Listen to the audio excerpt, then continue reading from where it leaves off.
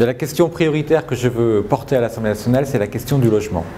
Parce que sur la 4e circonscription de Haute-Garonne, comme partout en France, mais particulièrement sur cette circonscription, il y a des inégalités très fortes dans cette circonscription entre les territoires du Mirail ou les territoires du centre-ville de Toulouse.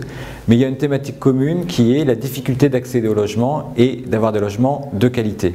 Donc je veux renforcer la construction de logements sociaux, mais aussi permettre à tous d'accéder à un logement ou de rénover des logements, parce qu'il y a beaucoup de logements en mauvais état. Et puis la thématique de l'emploi, qui est aussi reliée à la thématique énergétique, comment engager une transition énergétique qui permette de créer plus d'emplois sur la circonscription.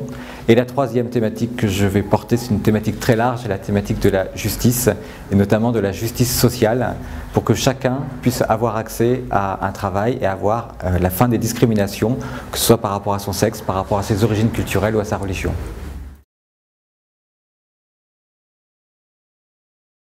La 4e circonscription est une circonscription, l'une des plus inégalitaires de France, avec des territoires très variés, issus du redécoupage récent. Et sur cette circonscription, je pense qu'il faut savoir représenter tous ses habitants, quelle que soit leur diversité, et pouvoir porter leur parole à l'Assemblée nationale. Donc je m'engage évidemment pour le projet des écologistes, mais au-delà du projet des écologistes, pour siéger véritablement à l'Assemblée nationale, les représenter et être en permanence en relation avec eux.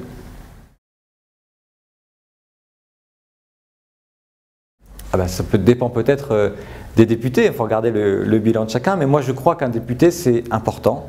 Je pense qu'il faut connaître son représentant à l'Assemblée nationale, celui qui est chargé d'élaborer les lois.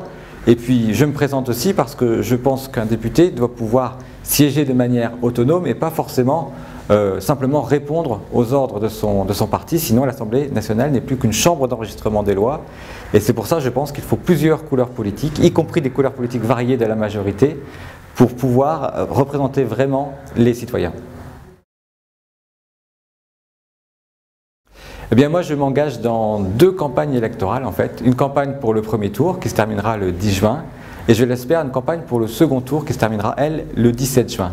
Parce qu'au premier tour, il me faut rassembler un maximum de suffrages pour pouvoir créer le débat au second tour. Cette circonscription a réuni 64% de suffrages pour François Hollande au second tour de l'élection présidentielle. Donc il est maintenant certain qu'un député de gauche sortira de cette circonscription.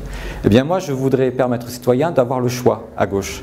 Et j'aimerais leur permettre que sur le second tour, ils puissent choisir entre la candidate du Parti socialiste et moi-même pour représenter une autre couleur de la majorité présidentielle.